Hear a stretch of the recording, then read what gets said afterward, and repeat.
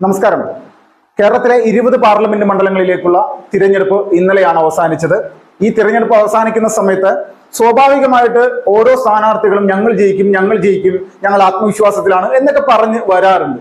പക്ഷെ തൃശൂർ പാർലമെന്റ് മണ്ഡലത്തിലെ UDF-ന്റെയും LDF-ന്റെയും സ്ഥാനാർത്ഥികൾ അവർ ജയിക്കുമെന്ന് പറഞ്ഞുകൊണ്ടോ അല്ലെങ്കിൽ വലിയ തരത്തിലുള്ള ഒരു ആത്മവിശ്വാസം പ്രകടിപ്പിച്ചുകൊണ്ടോ മുന്നോട്ട് വന്നിട്ടില്ല എന്നുള്ളത് ഒരു സത്യസന്ധമായിട്ടുള്ള കാര്യം. ആകെ വന്നിരിക്കുന്നത് മാധ്യമങ്ങളെല്ലാം വിളിച്ച് കൃത്യമായിട്ട് കാര്യങ്ങൾ അവതരിപ്പിച്ച സുരേഷ് ഗോപിയാണ്. അദ്ദേഹം പറഞ്ഞിരിക്കുകയാണ് ജയിക്കും, അത് ആത്മവിശ്വാസം, ഈ ഇലക്ഷൻ കഴിഞ്ഞപ്പോൾ കൂടുതൽ ആത്മവിശ്വാസം ഉണ്ടായി എന്നുള്ള രീതിയിലേക്കാണ് പറഞ്ഞത്. അപ്പൊ എന്തുകൊണ്ടായിരിക്കാം ഇടതുപക്ഷത്തിന്റെയും UDF-ന്റെയും രണ്ട് സ്ഥാനാർത്ഥികൾ വലിയ തരത്തിൽ ആത്മവിശ്വാസം പറഞ്ഞുകൊണ്ട് മുന്നോട്ട് വരാത്ത? അതിനൊരു പ്രധാനപ്പെട്ട ഒരു കാരണം ഉണ്ടാകണമല്ലോ. കാരണം ഒറ്റ കാര്യമുള്ളൂ, സുരേഷ് ഗോപി ജയിക്കുമെന്നുള്ളതിൽ ഒരു തർക്കമില്ല. അത് ഉറപ്പിച്ചു കഴിഞ്ഞു, വിജയിച്ചു. തൃശ്ശൂര് സുരേഷ് ഗോപി ജയിച്ചു, തർക്കമില്ല. ഈ തർക്കമില്ല എന്ന് പറഞ്ഞതിന്റെ കാരണം നാട്ടിലെ ജനങ്ങൾക്ക് ബോധോദയമുണ്ടായി, യാഥാർത്ഥ്യങ്ങൾ മനസ്സിലാക്കി. ഈ കാലഘട്ടത്തിൽ അല്ലെങ്കിൽ ഈ ന്യൂ ജനറേഷൻ, പുതിയ തലമുറയിലെ യുവാക്കൾ മനസ്സിലാക്കുന്ന, അവർ ചിന്തിക്കുന്നത് രാഷ്ട്രത്തിന്റെ വികസനമാണ്. എവിടെയാണ് വികസനം നടക്കുന്നത്? നമ്മുടെ രാജ്യം വികസിക്കണ്ടേ? ഇത്രയും കാലം നമ്മുടെ നാട്ടിലുണ്ടായിരുന്ന കോൺഗ്രസിന്റെയും ഇടതുപക്ഷത്തിന്റെയൊക്കെ MP-മാര്, MLA-മാര്, ഇവരൊക്കെ എന്താണ് നമ്മുടെ നാട്ടിൽ ചെയ്തുകൊണ്ടിരിക്കുന്നത്? എടുത്തു നോക്കുമ്പോൾ കേരളത്തിൽ ഇന്ന് നടക്കുന്ന വികസന പ്രവർത്തനങ്ങളിൽ ഒന്ന് 6 വരി പാത, നാഷണൽ ഹൈവേ. ഈ നാഷണൽ ഹൈവേ വരുന്ന സമയത്ത് എന്താണ് സംഭവം? ഇത് എവിടെ നിന്നാണ് വരുന്നത്? കാസർഗോഡ് നിന്ന് തിരുവനന്തപുരത്തേക്കാണോ? അല്ല, വരുന്നത് മഹാരാഷ്ട്രയിലെ പൻവേൽ നിന്നും നമ്മുടെ തിരുവനന്തപുരം വരെയാണ്. ഇതാര്? നമ്മുടെ കേരള മുഖ്യമന്ത്രിയും മുഖ്യമന്ത്രിയുടെ മരുമകനും കൂടിയിട്ടാണോ ഈ സംഭവം ചെയ്യുന്നത്? അങ്ങനെ നിരവധി പ്രവർത്തനങ്ങൾ, രാജ്യത്തിന്റെ വികസനങ്ങൾ, രാജ്യത്തിന്റെ ഓരോ മേഖലയിലും ഏതെല്ലാം തരത്തിലേക്ക് ഈ രാഷ്ട്രത്തിന്റെ സംവിധാനങ്ങൾ ഉയർന്നു പോയിട്ടുണ്ടെന്നുള്ളത് ഈ കയ്യിലിരിക്കുന്ന മൊബൈൽ ഫോൺ അടിച്ചെന്ന് അല്ലെങ്കിൽ ജസ്റ്റ് ഒന്ന് ഗൂഗിൾ ചെയ്താൽ തന്നെ നമ്മൾക്കറിയാം എന്തെല്ലാം പ്രവർത്തനങ്ങൾ നടക്കും. അപ്പൊ ഈ പ്രവർത്തനങ്ങളുടെ ഭാഗമാകാൻ നമ്മുടെ രാജ്യത്തുള്ള പ്രതിപക്ഷ പാർട്ടികൾ സമ്മതിച്ചിട്ടുണ്ടോ? അല്ലെങ്കിൽ അതിനോട് അനുകൂലിച്ചവർ സംസാരിച്ചിട്ടുണ്ടോ? രാജ്യത്തെ വികസന വിപ്ലവത്തിന് ഇവര് ആശംസകൾ നേർന്നിട്ടുണ്ടോ? ഇല്ല. അവരെപ്പോഴും പറയുന്നത് മണിപ്പൂര് പോകും, ഗുജറാത്ത് പോകും, നരേന്ദ്രമോദിയുടെ ധാർഷ്ട്യത്തെ സംബന്ധിച്ച് പറയും. ഇങ്ങനെയുള്ള കലാപരിപാടികൾ നിരന്തരമായിട്ട് പറയുക എന്നുള്ള ഒരേ ഒരു കാര്യം മാത്രമാണ് നമ്മുടെ നാട്ടിലുള്ള പ്രതിപക്ഷ പാർട്ടികൾ പറയാറ്. രാജ്യത്തിന്റെ ക്ഷേമത്തെ പറ്റിയിട്ട് ഇവർ പറയാറില്ല. ന്യൂനപക്ഷ പ്രീണനം എന്നൊക്കെ പറഞ്ഞിട്ട് ഇവിടുത്തെ ക്രൈസ്തവരെയൊക്കെ ഒരുപാട് തെറ്റിദ്ധരിപ്പിക്കാനായിട്ട് ശ്രമിച്ചു. ക്രൈസ്തവർ ഇത്തവണ വോട്ട് ചെയ്തിട്ടുണ്ടോ തൃശ്ശൂര്? ഈ പറയുന്ന രാഷ്ട്രീയ പ്രസ്ഥാനങ്ങൾ ആർക്കുമാണ് വോട്ട് ചെയ്തത്? 2024 ഈ പൊതു തെരഞ്ഞെടുപ്പ് ഇത് വലിയ തരത്തിൽ ഒരു സമൂഹത്തിന്റെ ഇടയിൽ, നമ്മുടെ സമൂഹത്തിന്റെ മാറ്റം ഉണ്ടാക്കിയിരിക്കുന്നു എന്നുള്ളതാണ് യാഥാർത്ഥ്യം. ഇപ്പോ UDF-ന്റെ സ്ഥാനാർത്ഥിയായിട്ടുള്ള K. മുരളീധരൻ കഴിഞ്ഞ ദിവസം പറഞ്ഞിരിക്കുകയാണ്, ഇന്നലെ തന്നെ പറഞ്ഞതാണ്, ഒറ്റ കാര്യം മാത്രമാണ്. ഇത് കേരളത്തിൽ അല്ലെങ്കിൽ തൃശ്ശൂർ പാർലമെന്റ് മണ്ഡലത്തിൽ CPM BJP വോട്ട് മറിച്ചു എന്നുള്ള ഒരു മുൻകൂർ ജാമ്യം എടുത്തിരിക്കുകയാണ്. 4,5 ലക്ഷത്തോളം വോട്ടുകൾ നേടി കഴിഞ്ഞ വട്ടം TN പ്രതാപൻ ജയിച്ച മണ്ഡലത്തിലെ നിലവിലെ സ്ഥാനാർത്ഥിയായിട്ടുള്ള വ്യക്തി പറയുകയാണ് ഇത്രയും വോട്ടുകൾ, വലിയ രീതിയിൽ വോട്ടുകൾ മറിച്ചുകൊണ്ട് സുരേഷ് ഗോപിയെ വിജയിപ്പിക്കാൻ CPM കാര്യങ്ങൾ നീക്കിയെന്ന്. ഒന്ന് ആലോചിച്ച് നോക്കണം. അപ്പൊ എത്രത്തോളം വലിയ ഭയപ്പാട്, എത്രത്തോളം വലിയ പരാജയം സമ്മതിക്കലാണ് ഈ പറയുന്ന K. മുരളീധരൻ അടക്കമുള്ള ആളുകളുടെ ഭാഗത്തുണ്ടായിരിക്കും. ഇന്നലെ തൃശ്ശൂരിൽ പാർലമെന്റ് മണ്ഡലത്തിലെ വിവിധ ബൂത്തുകളിൽ സഞ്ചരിക്കാനിടയായി. ഈ ഞാൻ ചെല്ലുന്ന ബൂത്തുകളിൽ BJP-കാർ മാത്രമല്ല, എല്ലാ പാർട്ടിക്കാരും ഉണ്ട്.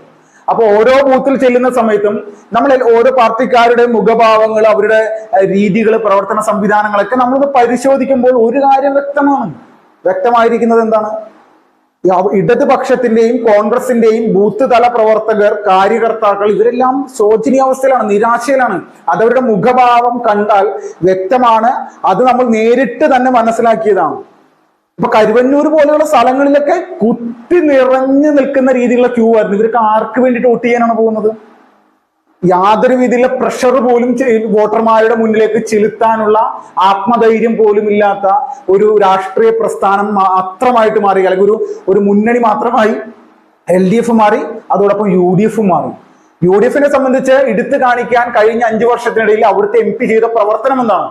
തീരദേശ മേഖലയിലെ മത്സ്യത്തൊഴിലാളികളെ, അറയ സമുദായത്തിലെ ആളുകളെ പോയി നേരിട്ട് കാണാൻ സാഹചര്യം ഒരുങ്ങിയിരുന്നു.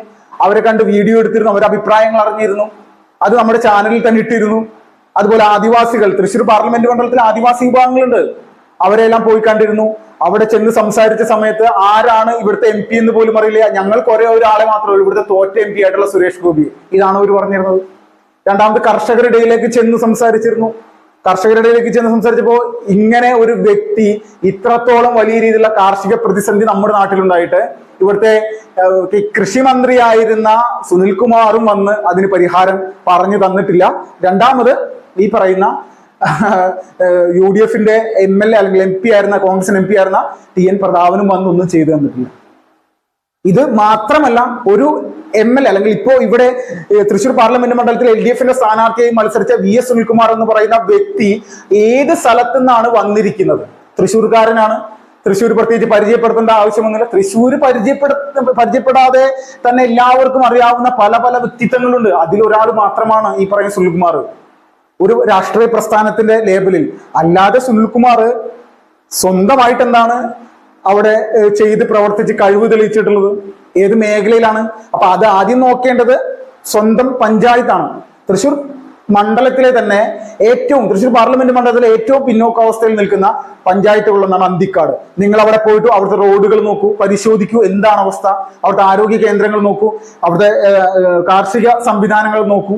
ഇതൊക്കെ നോക്കുന്ന സമയത്ത് പൂർണ്ണമായിട്ടും ഒരു കാര്യം നമ്മൾക്ക് എല്ലാവർക്കും ബോധ്യപ്പെടും. ഈ വ്യക്തിയൊക്കെ ജയിച്ച് പാർലമെന്റിലേക്ക് MP ആയി പോയി കഴിഞ്ഞാൽ എന്ത് പ്രയോജനമായിരിക്കും നാടിന്? അപ്പൊ നാടിന് പ്രയോജനം ഉണ്ടാകുന്നത് ആരായിരിക്കും? തൃശ്ശൂരിലെ വിവേക ബുദ്ധിയുള്ള ജനങ്ങൾ കൃത്യമായിട്ട് മനസ്സിലാക്കിയിരിക്കുന്നു. ഇത് ഞാൻ പറയുന്ന സമയത്ത് നിങ്ങൾ പറയും ഞാൻ BJP സപ്പോർട്ടർ ആയതിന്റെ പേരിലാണ് ഇങ്ങനെ സംസാരിച്ചുകൊണ്ടിരിക്കുന്നത്.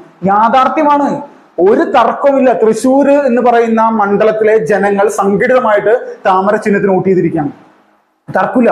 അതിൽ വിജയം എന്നുള്ളതിൽ കുറഞ്ഞതൊന്നും സുരേഷ് ഗോപി പ്രതീക്ഷിക്കുന്നു. ഇത് വെറുതെ ഒരു മത്സരം മാത്രമായിരുന്നില്ല. അദ്ദേഹത്തെ സംബന്ധിച്ച് തൃശ്ശൂരിന് ഒരു വലിയ നേട്ടം ഉണ്ടാക്കി കൊടുക്കുക എന്നുള്ള ലക്ഷ്യമാണ്. അത് അദ്ദേഹം കൃത്യമായിട്ട് ഓരോ പ്രചാരണ പരിപാടിയും തൃശ്ശൂർ എന്ന് പറയുന്ന പ്രദേശത്തിന്റെ MP മാത്രമായിരിക്കില്ല, കേരളത്തിന്റെ MP ആയിരിക്കും എന്നുള്ള രീതിയിലാണ് പറഞ്ഞത്.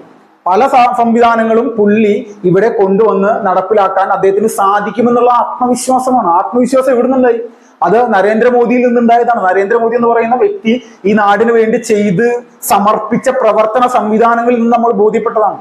അപ്പൊ ഇത്രയും കാര്യങ്ങൾ നമ്മുടെ നാട്ടിൽ നടപ്പിലാക്കാൻ ഒരു തോറ്റ MP ആയിട്ടുള്ള സുരേഷ് ഗോപിക്ക് 5 വർഷം കൊണ്ട് സാധിച്ചിട്ടുണ്ടെങ്കിൽ, പലവിധ കാര്യങ്ങൾ 1 കോടി രൂപ തൃശ്ശൂർ ശക്തൻ മാർക്കറ്റിന് അടക്കം കൊടുത്ത കാര്യങ്ങൾ ചെയ്യാൻ സാധിച്ചിട്ടുണ്ടെങ്കിൽ, അദ്ദേഹം MP ആയിട്ടുണ്ടെങ്കിൽ തൃശ്ശൂരിലെ സാധാരണ ജനങ്ങൾക്ക് എത്രത്തോളം ഗുണമുണ്ടാകും എന്നുള്ളത് അവർക്ക് ബോധ്യപ്പെട്ടതിന്റെ അടിസ്ഥാനത്തിലാണ് എന്ത് ചെയ്തിരിക്കുന്നത്? സുരേഷ് ഗോപിയെ വിജയിപ്പിക്കാനുള്ള വോട്ട് അവർ പെട്ടിയിലാക്കി വെച്ചിരിക്കുന്നത്. ആ വോട്ട് പെട്ടിയിലായത് നല്ല പോലെ അറിയാവുന്ന ആൾക്കാരാണ് UDF LDF. അവർ അതിന്റെ പേരിൽ തന്നെയാണ് വലിയ നിരാശ അനുഭവിച്ചുകൊണ്ടിരിക്കുന്നത്. ഈ നിരാശ ഉണ്ടാക്കിയെടുക്കുന്നത് അവരുടെ പ്രസ്ഥാനത്തിന്റെ എന്നേക്കുമായിട്ടുള്ള കുഴിമാടം ഒരുക്കുന്ന തകർച്ചയിലേക്കാണെന്നുള്ളത് കരുവന്നൂര് പോലെയുള്ള വിഷയങ്ങൾ ഉണ്ടാക്കിയ മഹാന്മാർക്ക് മനസ്സിലായില്ല. എന്നും കേരളത്തിലെ ജനങ്ങൾ ഞങ്ങൾക്ക് ഇടത് വലത് എന്നുള്ള രീതിയിൽ മാറി വോട്ട് ചെയ്യും എന്നുള്ള ചിന്താഗതിയായിരുന്നു. അതിനിപ്പോ ഈ 2024 അതിന് മാറ്റം ഉണ്ടാക്കിയിരിക്കുകയാണ്.